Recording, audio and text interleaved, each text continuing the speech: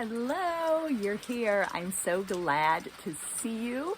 I hope you are feeling good. I hope you are feeling inspired. I hope you are feeling confident, and I hope you are feeling capable. So I just wanted to take a minute to review a couple of things. Now that we've reached this point in the class, I wanted to review a couple of ideas and possibilities with you, because I know that as we get going, sometimes we can maybe lose the thread of inspiration that called us into this class in the first place. Maybe we can lose some of the enthusiasm or commitment. And so I wanted to bring you back in and remind you of some really simple possibilities. So the tagline for this class is from stressed to centered, because as I've been thinking about what I create and offer with the 30 Days of Goddess process, I realize that that's really the heart of it. It's about, it kind of doesn't matter what necessarily it is that you put into your daily practice container. The heart of it is about going from stressed to centered every single day, about creating a reliable container for yourself to grow, for you to deepen into your magic, for you to claim your power, for you to feel inspired, nurtured, nourished, connected, and alive with your energy and connected to the goddess as well. And so that's kind of the heart of it, is creating a daily opportunity to move back to center, to go from stressed to centered, from frazzled to flourishing, from disconnected to reconnected. And so these are ideas that I've shared in other videos, but I wanted to come back to them today in case you're feeling off center or wondering can I really do this? Can something so simple really move me from stress to centered every day? And so I find that the power really is in the repetition, the returning again and again and again, the calling your attention back, the calling your spirit back, the hand on your heart, the taking a moment to settle into your body. It's all about kind of coming back home and returning to center over and over and over again. The other thing I wanted to quickly say before I keep going with my ideas is that I'm a big fan of morning. I'm a big fan of daily practice, obviously, because daily practice is reinforcing and it creates this safety and security and sacred sameness so that we know it's here. We can come back to it. So having our prayer book and even being able to put our hand on that and bring ourselves back, having our own heart in our chests, bringing ourselves back to that, having a memorized prayer that we can share or speak, bringing ourselves back to that. But you can have a very fulfilling nighttime practice as well. It doesn't have to be morning to be valid. There isn't a right way to do this. This is about creating things that support your life, not about pleasing me or doing something the right way.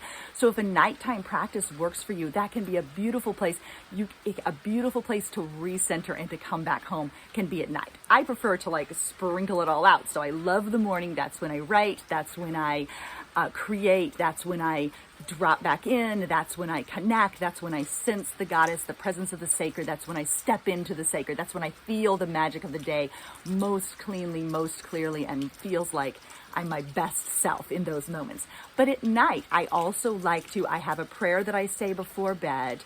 I usually touch my forehead, my heart, and my belly. I have a little book of meditations that I read from at night.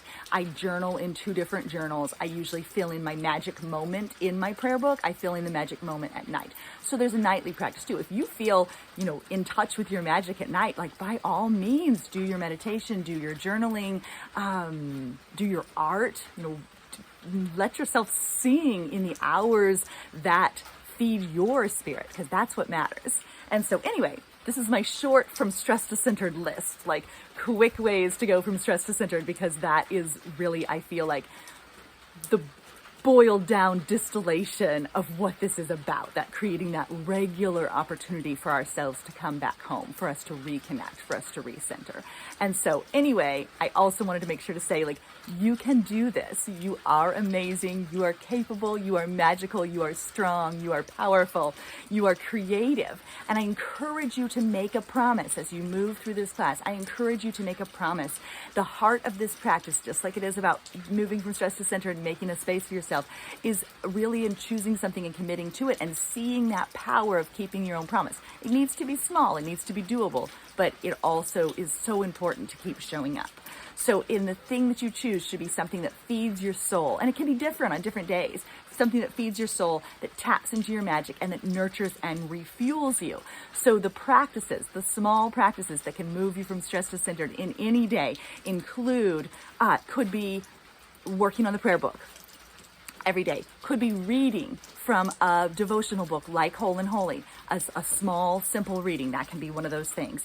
It could be an oracle card, choosing an oracle card. And a lot of people like to commit to a certain deck for 30 days. So then they choose a card every day for 30 days and let it shape the rest of the practice. It could be movement or body-based prayer. I love body-based practices, even lifting my arms, up in the air and like gathering in some energy, laying my hands against my heart. Body-based practices are so powerful and something that we can revisit at multiple points during the day. I have a video about putting your hand on one shoulder and one hand under your arm and kind of coming back in. I'm fond of cradling my face with my hands and being like, honey, it's okay. And so it could be moving your body. It could be about prayer, reading, and a candle lighting. It could be a memorized prayer. It could be a prayer from the cards that I offer to you. And so just so you remember, like, it doesn't have to be everything every day. It can be one thing every day. The point is making the promise and sticking with it, and having that promise be something that nurtures, nourishes, refuels, and restores you. That doesn't feel like a chore. And so if it ever starts to feel like a chore, shake it up, do something different. And the other things I've said before, you can either go big, like make it bigger and fancier, or go small and bring it in.